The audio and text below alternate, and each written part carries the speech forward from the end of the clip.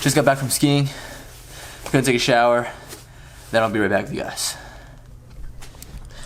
Alrighty, so as I said, we just got back from the mountain.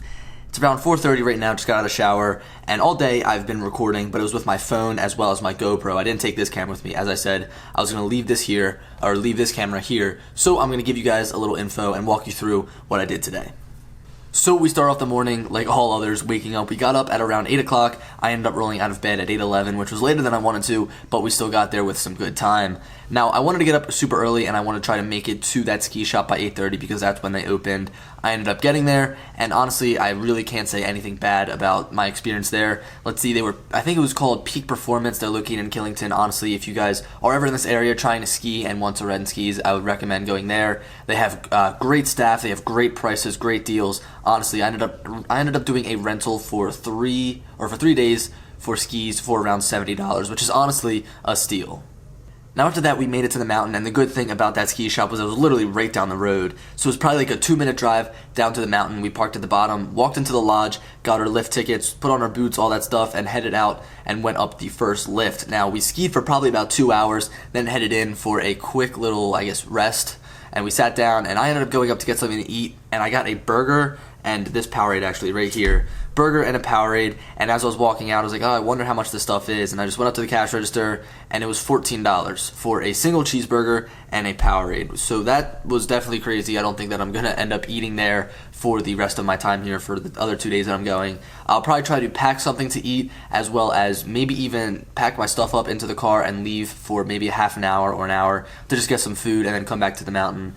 7 hours of skiing is definitely a lot. My whole entire body is sore, my legs are killing me, and whenever you're going up the lift, you have to pick your skis up before you get off of the lift, and it was to the point where I couldn't even lift my legs anymore. Now to start the day off, it was pretty rough. Our first run, we took the ski lift all the way up as always, and we started to go down. We went down a beginner hill, one of the greens, just to get ourselves warmed up, and it was weird. I literally couldn't get into the groove. And I'd been doing well skiing the past week fine when I was skiing up at the Poconos. And then once I come here, it was just such a different kind of snow. I'm really not sure. When we were going down, we got to the bottom. It probably took us about 10 minutes to get to the bottom. And once we got down there, we were like, what is going on?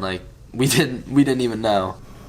I do have to say, it was really, really, really cold. Now, I would have to say that my favorite part of this trip or this skiing day was going up to the top. And from the top, you could see everything. They call it the K1.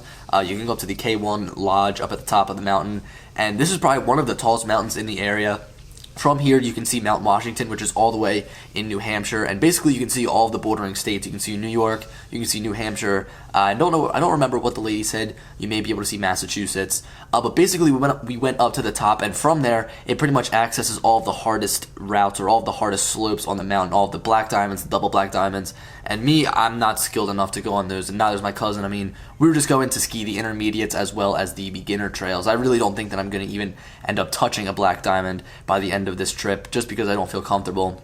But anyway, we got up there, and we wanted to do one of the trails called the Juggernaut, and it looked like probably one of the easiest, and actually looked like probably the longest trail on the whole entire mountain. So we got up there, and we were going to go on the Juggernaut, and then we stopped, and we looked, and it was closed. And literally stopped and looked at each other and just like, oh my god, what are we going to do? So from there, we had the only choice of going down. I think it was called the Northerner, maybe? Great Northerner, I think. Yeah, it was definitely Great Northerner. And this was a pretty cool trail. It was a blue trail that took you all the way down and then actually ended up turning into a green. So honestly, it wasn't all that bad. It was a fun trail, but me and my cousin were kind of psyching ourselves out going down because we thought that it was going to end up turning into a black diamond. But honestly, even if we had to roll down a black diamond or shimmy our way down the black diamond, it was all worth it because the view up there was absolutely incredible. There's something about the snow that I love, honestly. It's so much fun to play in. It's so much fun to see. Obviously, if you have to commute in, it kind of sucks. And also, when you're trying to do something and the snow's...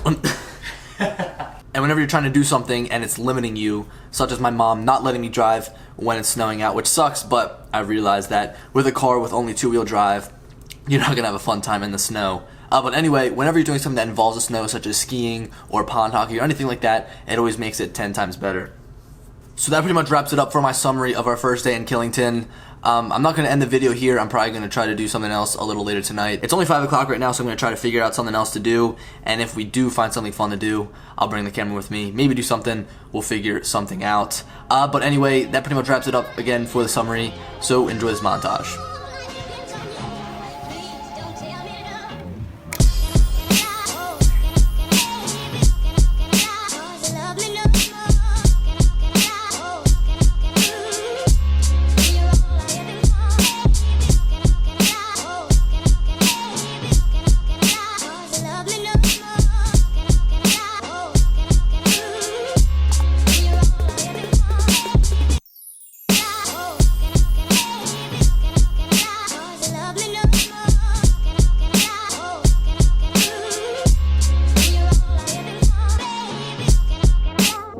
So I'm using my cousin's reverse lights to light the shot. Basically, I just woke up from a 2-hour sleep. I don't even remember falling asleep, I just remember waking up. And right now we're gonna head to Applebee's. It's kind of weird, this is the second night we're eating at Applebee's in a row. And honestly, I usually like to eat somewhere that's local to the place that I'm staying at, but I could just go to Applebee's if I wanted to at my own town. So honestly, we're going to Applebee's right now just so we can watch the game. We know that the game is going to be on there. It's the college football championship between Alabama and Clemson. So yep, I'll see you guys there.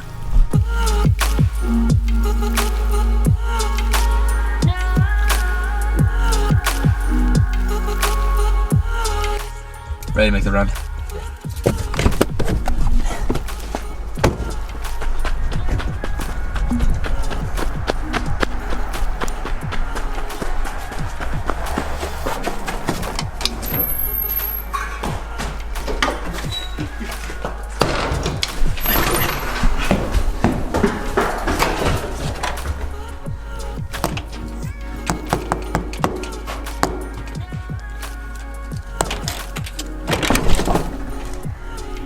We just got back to the hotel room from Applebee's. Food is pretty good, as always.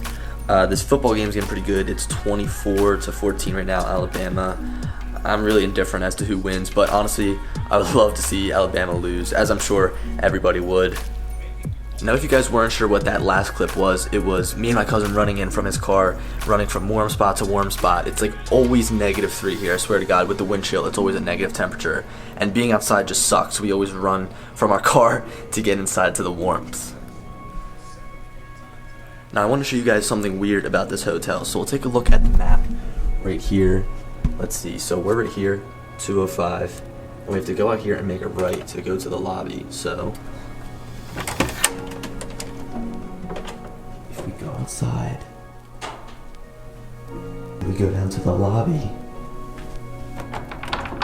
it's locked.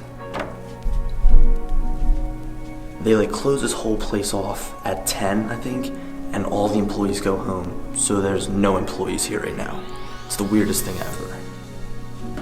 So anyway, it's about 11:30 at night. I'm going to be ending this video right here. I still got to edit this as well as upload it, and this Wi-Fi at the hotel is pretty terrible. It has 12 up, 12 down, but for some reason the internet always just cuts out randomly. So the video will start uploading and then it'll stop for like 30 minutes, and then the Wi-Fi will turn back on, and then it uploads some more. So it's going to be a rough night. I hope that I can get this uploaded before I go to sleep, but otherwise I'll leave my computer on all night and hope that it uploads by the morning.